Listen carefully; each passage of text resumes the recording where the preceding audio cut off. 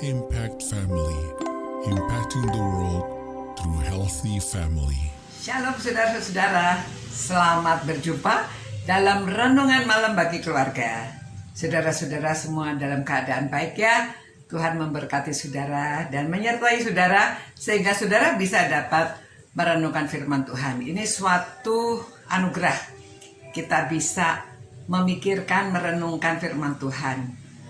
Khususnya tentang definisi kasih. Definisi kasih yang diberi oleh Rasul Paulus, aduh luas sekali ya. Sudah sabar, murah hati, tidak cemburu, tidak sombong, tidak memegahkan diri, dan sekarang tidak mengatakan yang tidak sopan, tidak melakukan yang tidak sopan ya. Jadi berarti yang sopan.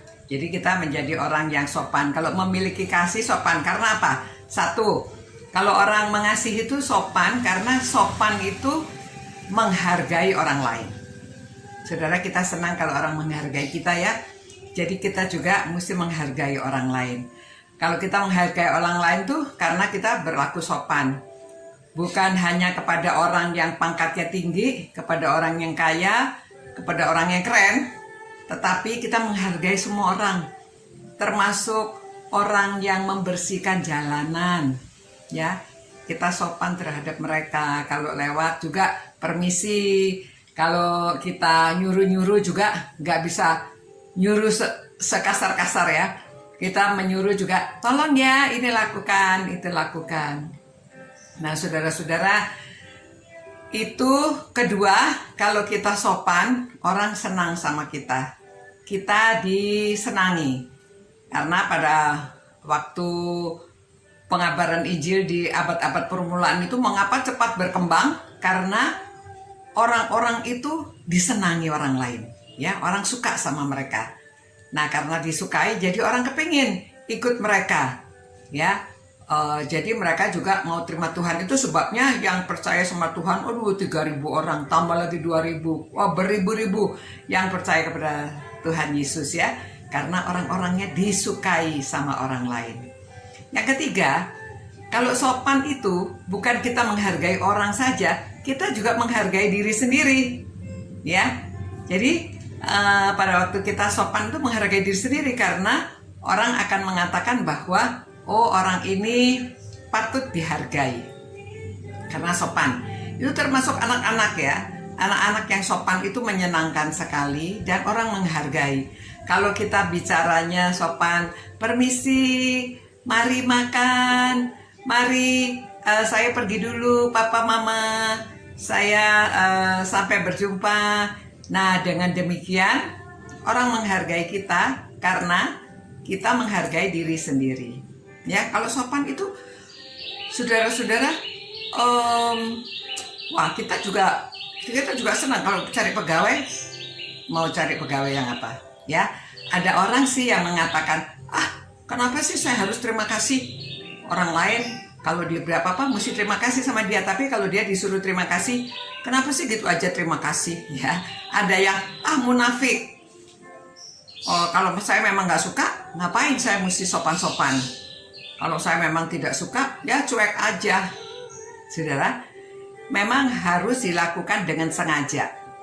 Ya, dengan sengaja berbuat sopan karena kita anak-anak Tuhan. Kita harus berubah.